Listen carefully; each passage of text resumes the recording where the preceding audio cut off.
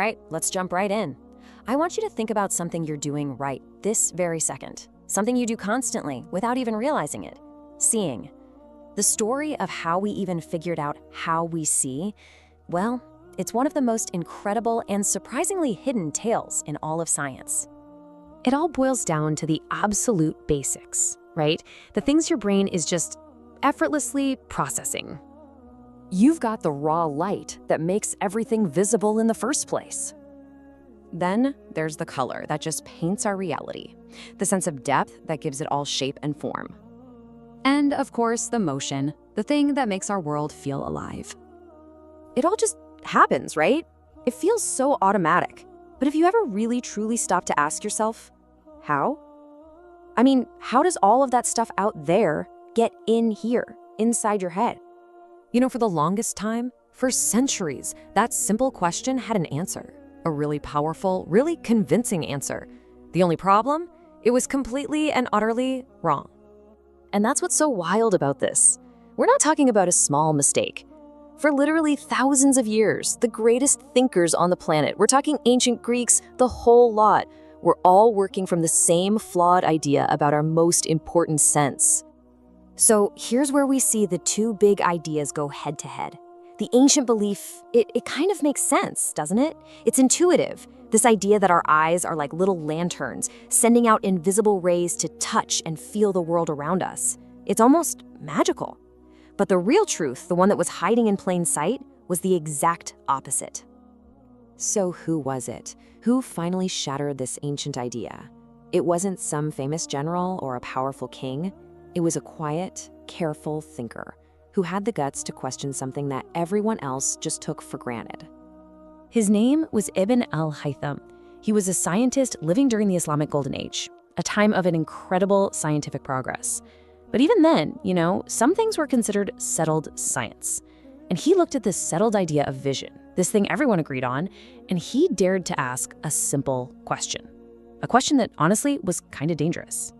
And his question was so simple yet so profound. He just asked, what if it works the other way around? What if we're not sending beams out? What if, instead, the world is coming into us? That right there, that was the spark that lit the fuse.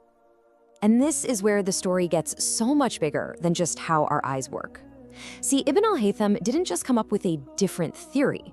He invented a whole new way of figuring out what's true. What he did was nothing short of revolutionary. He basically laid out the blueprint for the scientific method. Step 1, question everything, even what the experts tell you. Step 2, don't just sit around thinking. Go out and actually observe the world. Step 3, and this is the big one, design an experiment to test your idea. And finally, step 4, follow the evidence, wherever it takes you, even if it proves you wrong. And we're not talking about just philosophy here. This guy was hands-on. He was in darkened rooms, painstakingly tracing the path of a single beam of light. He was studying how light reflects off mirrors and bends when it goes through glass or water. He was getting his hands dirty, proving his ideas with real, physical evidence that anyone could repeat. So after all this hard work, after countless experiments and careful observations, he found it. He uncovered the answer. A revelation that would become the absolute foundation for our entire understanding of light. And here it is. So simple, but so huge. Vision isn't about projecting something out. It's about receiving something in. Light from a source, like the sun, bounces off everything around you. A tiny, tiny fraction of that light travels in a straight line right into that little opening in your eye, and bam, an image is formed. The world literally comes to you. I know, it sounds totally obvious to us today, right? But you have to understand, back then, this was an earthquake, a seismic shift in how people saw the world. It took this magical, common sense idea and replaced it with a physical, provable fact. And this discovery didn't just end up gathering dust in a library. Oh no, it was the key that unlocked centuries of new technology and completely changed how we interact with the world. Just think about it for a second. The camera in your phone, it works because of him. The Hubble telescope exploring distant galaxies, same principle. Every single pair of glasses, every microscope that lets us see a hidden universe, every telescope, all of it, every single one, stands on the foundation that Ibn al-Haytham built. But here's the real kicker, the most important part of his story. Yeah, he figured out how we see, which is amazing, but his true legacy, his real gift to all of us, was how he did it. He gave us a system. He taught us that you can't just believe something, you have to prove it. You have to test it. I mean, let that sink in. By understanding how we see the world more clearly, he taught us how to think more clearly. He didn't just explain vision, he helped architect the very idea of science itself. And that's the challenge his story leaves us with, isn't it?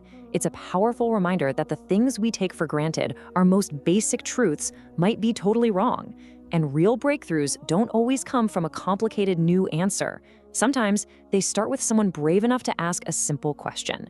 So you gotta wonder, what truths are hiding in plain sight right now, just waiting for one of us to ask the right question?